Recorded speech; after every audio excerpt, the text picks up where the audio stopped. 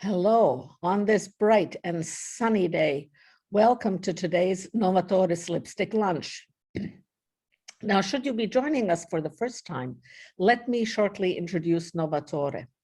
My co-founder, Dagnia Leina, and I, Baiba Rubessa, have launched an organization dedicated to women's economic empowerment and leadership by connecting, supporting, and hopefully driving the like-minded. For more details, I encourage you to dive into our website at www.novatore.eu. But first, let me share some technicalities. Lipstick Lunch will be no longer than half an hour. Kaidi will speak for about 10 to 15 minutes, and then you will have the opportunity to comment or question. These comments can be posted either in the Q&A chat function here on Zoom or on our Facebook page connected to this session. A recording of the Lipstick Lunch will be open to everyone on our Facebook page, novatore.eu, for you to listen to again or share. Now, in the process of creating Novatore, we realized that the perception about women's leadership in the Baltic can be at times contradictory. Statistically, for example, in the realm of politics or executive positions in finance, we seem to be in top positions, at least in Europe. But when we look at the realm of tech, even at Estonia as the global leader for digitalization, women do not have a significant footprint as entrepreneurs or innovators. There is an exception though, and that's today's speaker, Kaidi Ruusalepp. She first came to prominence as the first IT lawyer in Estonia and co-author of the landmark legislation that enables secure digital identities. After serving as CEO of Nasdaq's Tallinn Stock Exchange and the Central Securities Depository, it seems she must have tapped into her own passion and vision for transformation and became an entrepreneur.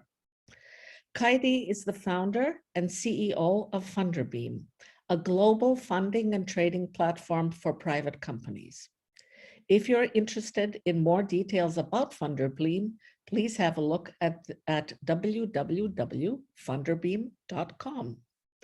Now, Kaidi will share with us what she believes it takes to be an entrepreneur, as she claims that passion to make a difference is the foundation of entrepreneurship.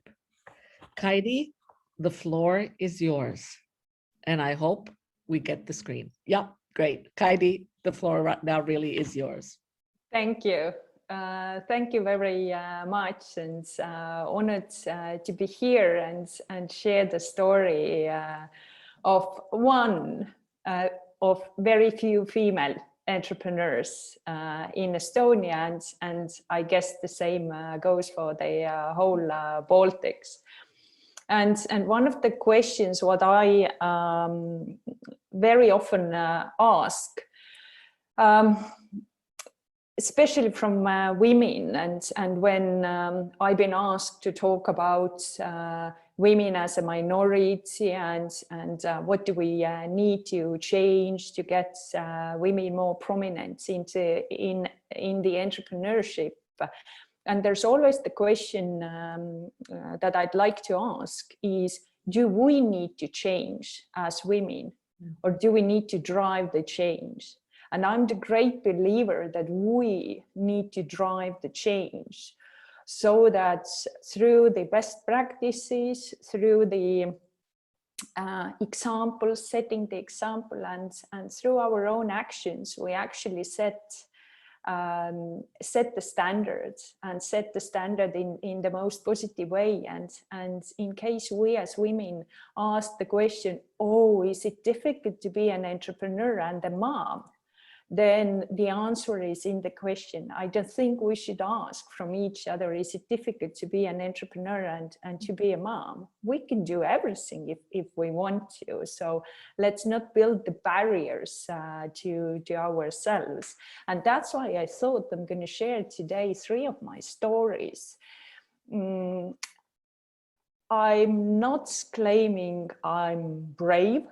I'm not claiming I'm the best. I'm not claiming I'm the the smartest kid on the block. It's just, you know, you follow the journey, you follow the passion, and that's how things happen. And when I look back to my journey as the CEO of NASDAQ in Estonia, as being the first IT lawyer in Estonia, being the entrepreneur, living with my family 2 years in Singapore because of my business journey, the best outcome is that I discovered the best part of myself. I discovered these angles from myself I didn't know existed before. And that's the gift only we can give to ourselves, is the beauty of understanding who we actually are. So here are my 3 stories. I started to work just as a project manager in Estonian Central Securities Depository when Estonia was reforming the pension system, and we introduced the pension funds. And all of a sudden I became the CEO of the Central Securities Depository, and after a couple of years the CEO of stock exchange wanted to leave. And he said that I should take the position. And, you know, being at the age of 29 and offered to be a CEO of the country's stock exchange was something I didn't expect. And I always considered myself as a lawyer because I'm trained as a lawyer. I worked as a lawyer, and even when I was the head of Central Securities Depository, there's a lot of legal matters because financial sector is around the legal. And the fact why I became the CEO of the stock exchange is that the other party was better negotiator than I. So the previous CEO, he just negotiated for the 2 weeks why I should become the CEO. And at the end of the day, I ran out of all the arguments why I shouldn't be it. And I became the head of securities markets here in Estonia. But what did I learn? Not only I jumped into the unknown industry, because the stock exchange industry for me was a new. I got to know the new markets. I had the pleasure and the honor to work with Finnish stock exchange, Swedish stock exchange, Danish, Latvian, Lithuanian. I have 2 good colleagues, Arminta from Lithuania and Daiga from Latvia. Still, we sometimes talk to each other. But I also figured out that I can be a leader for not only the organization itself, but also for the market. And now that when I look back, being an entrepreneur and being the founder of Funderbeam, that was a crucial step and a crucial opportunity door that I opened for myself for the future journeys. So sometimes it's good that the other party is better negotiator than we are, and that the others see us much stronger than we do. We just simply have to say yes and open the opportunity door to us. I became mom when I was the CEO of Exchange, and both of my boys were born when I was part of the management board and still was running the exchange. But you know, at one point I've been working for the exchange for 11 years, and my younger boy was 1.5 years old. And then I decided to open the second opportunity door to myself and become an entrepreneur. And it's one of these funny stories when you have a baby and the baby is in the pram, and then you walk half an hour, 2 hours. And you're there with your own thoughts, and it's a good time for all the women to think, what do I want to be, what do I want to do, and what's next in my life. And then at one point I decided that if I don't give myself an opportunity right now to become an entrepreneur, then I will be retired soon and regret that I didn't become an entrepreneur. And that's how Funderbeam was born. And it was also born from my previous experiences being the IT lawyer in Estonia, being the head of Central Securities Depository and Exchange. And I was also one of the founding members of Estonian service industry associations, working with entrepreneurs and top Estonian entrepreneurs. And what we figured out is that there has to be a new novel way to operate a global stock exchange for the growing companies and for the private companies. And this is what Funderbeam is.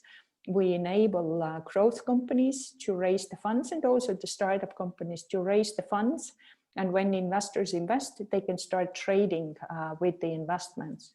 But in a way, it was a crazy, crazy journey, because it's only insane and mad people build a new exchange from the scratch to take the full global regulation and make it work for us, hire people, raise the capital, and we started to change the habit, because all the sector has been comfortable with raising the funds from VCs, no trading until they exit, and there's only trading in the exchanges itself. And we changed it, and we are now there. We're massively growing, and this professional challenge, not only as the executive, not only as a founder and as an entrepreneur, but in a way a pioneer in the market, to change, to make the change in the market, to make it better.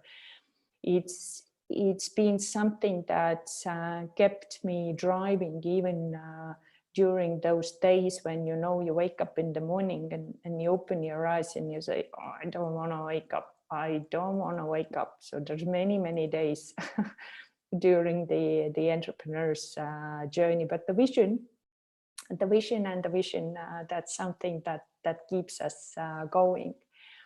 And then the third opportunity door and the surprise to me that opens up not only me as a person and as an entrepreneur, but also as a mom, is when we moved to Singapore with whole of my family in 2018. Because like I said, my entrepreneurial journey was about changing the markets, changing the investment and trading the way they are right now. And for that, we needed much better regulation that European Union provides right now. And we found it in Singapore. So we went for the exchange license, to say it in simplified terms, to Singapore. And my husband, who has been doing his PhD in Norway and living many years in London, he was the first one who said that, yes, we'll go, we're gonna move. Then both of my sons said that, okay, let's go there, because during one of my business trips, I visited a couple of international schools. I took pictures of the schools, and they said that, yeah, that would be kind of what we would like to go for. And then I said, okay, let's go. And taking a family and moving to Singapore is not like taking a family and moving to Riga or Vilnius, to the cultures and to the climates we know, and having friends waiting for us there. I mean, we went to Singapore, very different culture, very different climates, different time zone, and all of it. But not only we survived, but we understood that there's life in the best meaning everywhere. We found excellent family friends during the years. Both of my boys went to international school, and the young one was only 7 years old when he went to English-speaking school basically knowing how to say my name is Theodore only. So for the first 2 months, he said that, Mom, I just didn't understand the thing.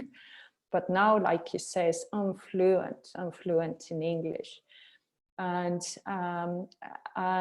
that's something we as moms and mothers very often do. We underestimate our children. We think we need to protect them, we need to care for them, we need to support them. But you know what? Very often it's vice versa, and they support us. And in Singapore, the way they surprised me, the way they built their own network, the way they figured out their own way in this international schools, the way they flourished in the best meaning in this environment, it was something that also helped me to carry on as a mom, as an entrepreneur, but also as someone who took the Funderbeam and went to build it up in Southeast Asian market.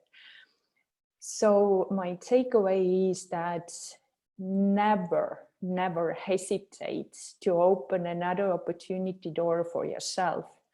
You will get to know the best parts of you, the strong part, the new parts of you, and don't underestimate your kids. Being a woman is not a handicap. Having kids is not a handicap. They are only, and our gender and our kids are only handicap when we make them and the gender to be our handicap. Don't underestimate yourself, and let's drive the change. Thank you. Kaidi, thank you very, very much. This was a very interesting intervention. I've worked in the extractive industries and lived in Baku, and extractive industries are such that you actually have very many individual people traveling with or without families. It's a bit of your story about Singapore, only I have never, ever heard in a panel anywhere publicly men talking about the challenges of children or the opportunities that children bring with you as they, you know, go from international school to international school. So that was a good learning point. Now, ladies and gentlemen, remember you can pose your questions on the Q&A on Zoom, the bottom right-hand corner of the screen, or on Facebook. But I have a question to begin with. You made a very good, not quite rhetorical question in the very beginning, saying, do we need to change? Do women need to change to go into entrepreneurship and into the world of tech? You said in an interview that you are inspired by all female global entrepreneurs. Do you think there are, and if so, what are they? That there are common inspirational characteristics for female global entrepreneurs? I think one of the characteristics when I talk with female entrepreneurs is that we hardly talk about the gender. We take it as a norm. We take it as a norm that there's diversity in the environment. And funny enough, when I was in Singapore, the number, 53% of top executives in Singapore are women, 53%. And it was never an issue in Singapore that I'm a woman or somebody is a woman. And when this diversity and the gender diversity, what we talk about here, but the same goes the age diversity, the same goes with culture, with religion, with everything. I think we are more accommodative to any kind of diversity. That is something what I feel when talking to global female entrepreneurs. Mm-hmm. Interesting. I have a comment here from one of our ladies in the audience, Ina Savaivare, who says, amazing story. Children indeed support even when we did not expect it. absolutely agree and have experienced that. Thank you for these stories. Thank you. I have two interesting stories with the kids. Okay, So let's hear one. I was traveling. I was invited to be one of the speakers in the largest tech events in France. And because it was a school holiday, I asked if I could take the kids with me. And because I wanted to show them, it was a huge tech conference, and the kids could talk to the entrepreneurs, and they could go and touch the robots and touch all the newest technologies. And the kids even got their own badges, both of my boys, and we went to the events. And it was amazing experience until we wanted to go to the speaker's lounge. And then the security said, but kids are not allowed to the speaker's lounge. So at one point, kind of, we opened the door to the normality. And then at one point, we understand that still kids are not welcomed. So I intentionally sometimes do things and take actions that would make the inclusion, even the inclusion of the kids, normal, so that we as moms could take them with me. I even invited one of my sons to speak with me on the stage. I took them to my business travels and all of it, and I think at one point I don't want to say that we should take kids always with us to the offices and these kind of things, but business life and family life in the coming years are normalizing. Also the COVID and working at home is normalizing it. And these are the tiny little steps what we as women can do to drive the change. Kaidi, thank you. One of our members of the audience asked, what personal characteristics did you find in yourself when opening the said new doors? First, I understood that I have massive amount of stress tolerance. I never thought that I could be so calm in the craziest situations during the business. Second, I understood that it's much easier to negotiate the business agreement with the toughest clients than negotiate the time for the computer with my 14-year-old son, because I lose control and I become emotional when I discuss with my son, who is just negotiating me to death. And it's easy to talk to the business people. And I also understood that one interesting thing what I learned during the journey, and I was reading a book. The book is called Silence, that I'm not extrovert, I'm an introvert. And it helped me a lot understanding why some of the situations are uncomfortable for me, and how I can handle it while being a introvert. Okay, thank you. Our audience should know that you are a woman of many firsts and accolades. Funderbeam was recognized as the best European FinTech company in 2017 at the European FinTech Awards. You've been named Entrepreneur of the Year in 2018 by the Playmakers Technology Award, and Person of the Year in 2016 by the Estonian IT and Telecommunication Association. And you have been listed in the top 50 of Europe's most influential women in the startup and venture capital space for several years in a row. Could you tell me which of these nominations mean most to you and why? First, I never did anything to get the nominations. And that's maybe something what we do. We just do our job and we follow the passion.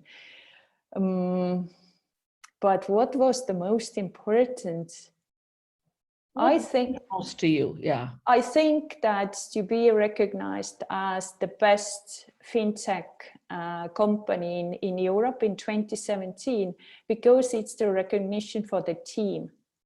I think I'm no one without the team, and any recognition for the team goes above my personal recognition. So that's what I value the most, and I could truly celebrate it with the team.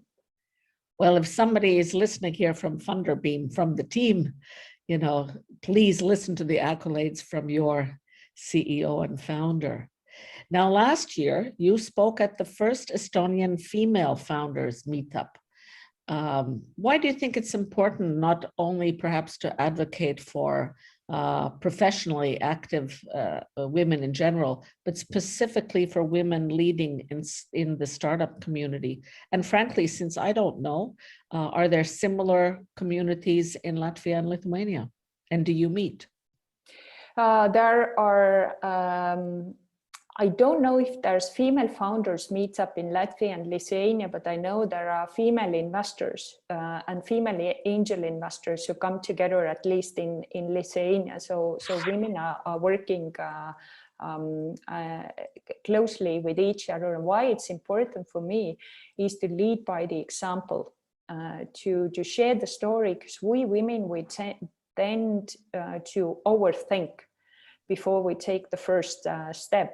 And if we see somebody who is talking the story and who is also saying that, yeah, I'm not the best in marketing, but I'm very good chief marketing officer, and I'm not the best in this and that, and sometimes I struggle in this and that, then it helps us to more familiarize with the potential journey as an entrepreneur, because we don't have to be the best always. And that's the one syndrome what comes with us as women is be a good girl. So the good girl syndrome kills so many entrepreneurs, because you can't be a good girl when you're an entrepreneur and when you're a leader. And when we share our own stories, then we can let them know that come and follow the lead, and you will be so much more interesting person to yourself than just being a good girl. I can tell you, Kaidi, we've had a couple of lipstick lunches already. This last point about the good girl and women sort of being more skeptical than your average male about positions has come out in every single lipstick lunch in some way. So ladies, let's start to overcome it. I have a last question for you. Would you be kind enough to share practical advice for women who wish to be in charge of their professional development or better their chances at professional success? You've given us a couple already. But what do you think is the key takeaway? Yeah. Practical. Okay. What I was the coach of a couple of top athletes of Estonian national orienteering team. And so one of the things what I asked the athletes to do is to make the list of the strengths and then make the list of weaknesses. And you know what? The victories achieved and the championships are won not because of the weaknesses, but because of the strengths. So my first advice is make the list of your strengths and build your professional career based on the strengths.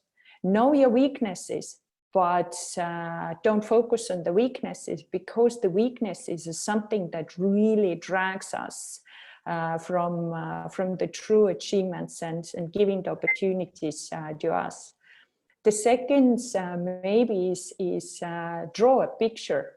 Just, it doesn't matter how good you draw a picture. Me in 2030. And then look at the picture and think what you have to do today to be there yourself on that picture. That's the vision. Kaidi, that's a fantastic vision, and it clearly underlines your deep belief in passion that empowers you actually from the inside.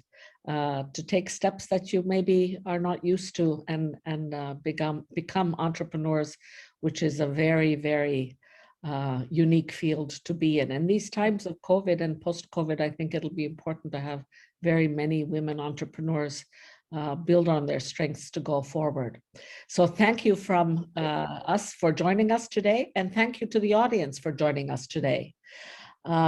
I would invite you to join us for our next lipstick lunch in about 2 weeks at 12, well, in 2 weeks at 12, for a novel lipstick lunch with 2 speakers in a discussion about women and financial literacy. The Swiss Embassy in the Baltic has brought together Karina Kuhlberger of She Owns in Latvia and Clara Kreitz of Finel in Switzerland. And both of them have founded a movement, each in her own country, to empower and teach women to be smarter about money. So this will be about leadership, entrepreneurship, and above all, money. And look at that universal topic from Latvia to Switzerland. I think it will be very interesting. Stay posted on our websites, novatore.eu, either on the website or on our Facebook site. And then we will see you in 2 weeks at 12 for lipstick lunch. Thank you and enjoy the fabulously sunny day today.